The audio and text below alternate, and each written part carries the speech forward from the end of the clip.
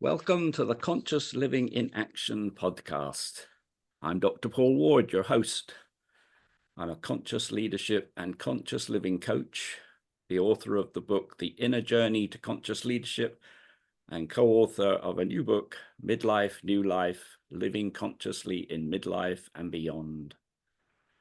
The title of today's podcast is Women's Wisdom and Impact in Midlife. And our guest today is Betsy Pickren. Welcome, Betsy. Thank you. I'm looking forward to our conversation. Good.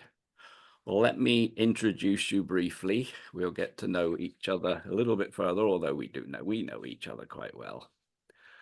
So Betsy is into leadership and career strategy coaching, both as in individual coaching and in group coaching. And Betsy does a number of different assessments in different fields. So a lot of experience of individual and group assessments. And also mental fitness, mental martial arts boot camps and coaching based on positive intelligence that some of you may know as PQ, positive intelligence principles and practices. And Betsy and I are both members of a co-active coaching circle, and Betsy's also a member of my Midlife, New Life Conversation Circle mastermind group. Okay, Betsy, tell us a little about your midlife journey. How did you begin to explore living consciously? Well, I wish I had had your book and your wisdom when I went through what I think of as my early midlife transition. And I didn't have it. So I was 49 years old. I had left my dream company and my dream job. And I really, really was sad about that. It had been sold and it wasn't the same place. It didn't have the same value. So I made that decision. And then I realized I was staring at the big 50 and going through perimenopause. And so I hit a real kind of dip. And it was, I felt depressed. I couldn't remember what I was good at, and I had been very successful. And I just was not in a great place. So, What did you do? well, I crawled under the bed and sucked my thumb for a little while, and then I got up and I affiliated with an organization. It's a loose affiliation, and that didn't really go well. I thought it would, and I got more depressed. I wasn't really appreciated for what I did know, and so that was not the right place for me. Yeah. At the same time, I had a betrayal from a friend, which really hit me hard. So I decided I needed to toughen myself up. So I went into, it said Taekwondo. I didn't know what Taekwondo was. I went in, the master, he's a several, like 5-time black belt. And I was just going in for information. Well, he gave me an outfit, and he said, come back tomorrow. So I did. And that was the beginning of a 5-year process of getting to my black belt. So tell us a little about what Taekwondo is for those of us who are not familiar. Well, it's when you look at it, it's martial arts. Okay. And it looks pretty scary. It still does to me. There's so much deepness in it in terms of respect. What we call it now is being self-directed and knowing your inside strength. So that really got me into a good place. And from that, I had left this company where I was an executive vice president. I was a trainer, done a lot of things. And then a friend of mine said, "You'd make a great coach." Mm. And this was in 2000. And I went to coach training. It was the first of the several meetings of CTI, first weekend. And I was hooked. So I found my next calling. That's great. That's great. And where did that take you on your journey? Oh my goodness, it took me lots of places. I had a good friend who was, we never had a business together, yet we worked together a lot on coaching and facilitating and leadership development. And we created a coach training program at Kennesaw State University that went on for a number of years. And so it was just, I knew that this was part of what I wanted to do and needed to do. And it just fed my soul and my values. I was back to my values again. That's great. Good, good. So where are you now in relation to life? I think now, well, I know now that I'm in later midlife. And I've loved coaching individuals and groups, and particularly individuals in mid-career who just see leadership as a calling. So as you can tell, I'm into callings. And recently, I decided that I was at another point of pivoting. And my husband and I moved into this community. It's not a 55 and over community, but what it is there are a lot of older people who live here, a lot of older women. And I started listening to their stories and what they had done and what they're doing now. They just are amazing, and so I started thinking about that. And then I met this man called Dr. Paul Ward, who was writing this book around midlife, new life. And I just got this calling to work with women who are at the crossroads of career and what's next, because the world's in upheaval and we need the wisdom of this demographic to be used and applied. Yeah, no, it's that's really important too. So you've been hosting groups, wisdom impact groups. Tell us a little bit about your experience with the groups and what the participants said about their experience. The participants enjoyed just being able to talk with other women and be listened to. And we had so much fun. They decided that their song would be "Girls Just Want to Have Fun." All right.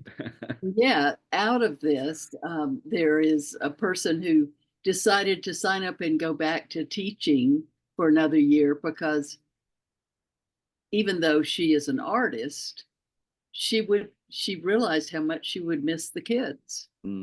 So it was a next step, and she can do her art as a transition to when she really does retire. Yeah, good. Yeah. And another one had been laid off, and she realized that she wanted to work with animals, and now she works with an organization called Fur Kids. And she told me last week that she's socializing puppies. Can you imagine how much fun that is? Another one is a coach, and she had been dabbling around in some things. And now she and a partner are doing a workshop on what's it called? Forest bathing. Yeah, forest You know bathing. about Yeah, I've that? heard of that. Yeah, Yeah. right. So lots of different things happened where, and it's called repurpose your wisdom for good. Okay, repurpose your wisdom for good. Good. Okay. Yeah. And so tell us a little about the sort of, I don't know, the structure, the flow, a little bit about the logistics of these groups. Well, the first step is an interview with me to Hmm. find out if it's the right time for you, to find out if this is the right next step for you. And if that goes well and we decide we're a good match, then you wind up with a group of other women who've been through the same process. And we meet once a week for 8 weeks for an hour and a half. And the first part of it is about looking at your purpose and looking at how perhaps it's changed. Hmm. And that really kind of goes along through the whole 8 weeks. We don't expect people to get super clear on the first meeting. Right, of course not. Yes. And so then there are other modules. And what we do, Paul, is we use your book and we have that is our content. Hmm. But when we're together in that hour and a half, it's all about questions about the impact of that content on you and what you want to do with it. So it's fun. We laugh. There are things we don't do all of your we don't do all of your topics. We do things like helping humanity Hmm. and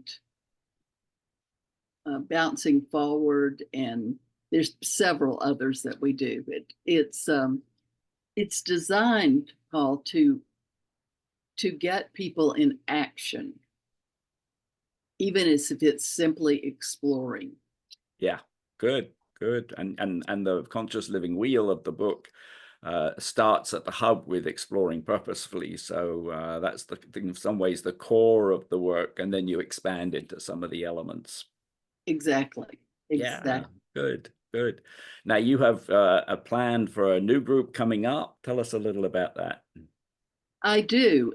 And the purpose of that conversation is to define wisdom.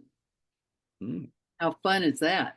Yeah, there's a big topic. I know it, when you start looking at something, all these opportunities come up. And I went to church on Sunday, and the minister was talking about wisdom. And I'm just writing down everything he says. And it would be such fun to bring this to the group and then have everybody bring something from their life that defines wisdom and see where we get. Yeah, yeah. Yeah. So this allows them to explore before we get started. Yeah, good, good. And what do you think about the 8 weeks? What do you think the value? I heard some of the examples of people, some of the women doing different things. What's the value they get from each of the sessions, do you think? Well, it opened doors in their heads that maybe have never been opened before. It Hmm. opens doors that have been stuck. You Hmm. might remember when you were a child what you wanted to do. I wanted to be the first woman president. Aha. I'm not going to do that. And yet there have been opportunities for me to participate in helping that to happen. Hmm. So I think just talking about things that seem so far-fetched and getting support from the whole group to look into it is what you get. And we challenge each other to take actions. Yeah, that's great. It's yeah, that's the important part is taking action. We often think in terms of what's in the book about awareness, so our attention, and Mhm. then our intention, what we intend to do. and then that comes to action. So attention, intention, action is certainly, we've got to get to action. Otherwise we can just spin our wheels going around being aware and attentive and setting intentions, but we've got to translate that into action. So yeah, that's great. All right. Anything else that you'd like listeners to know about this this Wisdom Impact Group? I would like them to know that women in this demographic, which is over 50, and I don't care where, to 90. You know, I explained to you one time in my early midlife when I had kind of a crisis, and now this isn't really a crisis, and yet it's a pivot. I haven't worked with women like this before. This isn't what I've done before. So it makes me a little nervous. Mm-hmm. And that's a good thing. It tells you you're challenging yourself. Yeah, you're working at the edge. That's great. That's great. And we'll share your contact information at the end. So that's great. Thank you for sharing that. Before we bring this to a close, is there anything you'd like people to know more about you as a person going through midlife? That's a good question. I value my friendships, and I mentioned values before. I realize that my actions that are focused on my values might be different now, even though my values are the same. In what way? In what way might they be different? Well, um, I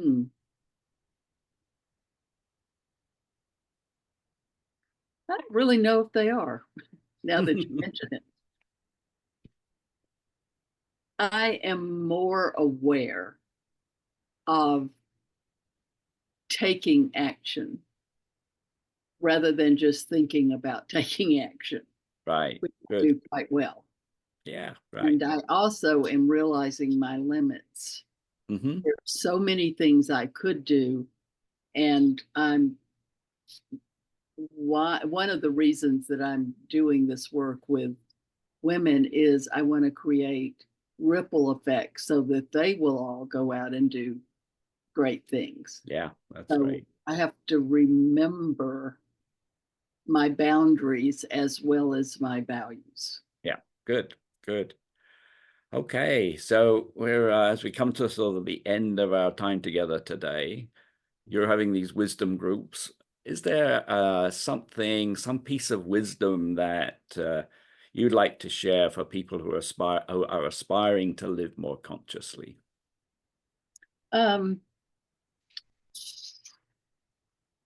Yes, there's one thing by a quote by Maya Angelou. There is no greater agony. And I'm going to read this because I want to make sure I get it right. There is no greater agony than bearing an untold story inside you.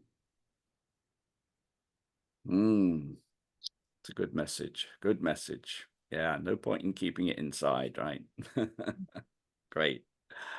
All right. Well, thank you, Betsy, for sharing a little about your wisdom groups and about your journey through midlife. I'm going to put up on the screen contact information. Okay. So I've got, for those who are watching, you can see this with our contact information. Those who are listening on audio, the information is, you can find information about me all over the place. But if you go to drpaulward.com, you'll find about me. And Betsy, tell us how people can best reach you. Actually, the best way to reach me is by email. Betsy Pickren 1, that's BETSY PICKREN, the number 1, at gmail.com. I'm going to just confess that at the moment my website needs updating. So you're not going to find anything about repurposing your life your wisdom for good, repurposing your wisdom for good there. And I am working on it. That's good, but there's lots of good information on your website, so it's worth visiting as well. All right, good. Well, thank you very much. And just as we close, I talked just now about conscious living and also conscious leadership is about noticing what's going on, setting intention and acting responsibly. This whole theme of attention, intention, action, or we abbreviate to AIA. And so I hope you will live and lead more consciously as a result of our conversation today. Aspire to be more conscious. And please be on the lookout for new podcasts with me in conversation with leaders in the field of conscious living and conscious leadership. Share the link with friends and colleagues, and please write with your questions and comments. You can reach me via email at paulw@drpaulward.com and via my website at drpaulward.com. I look forward to hearing from you. See you next time.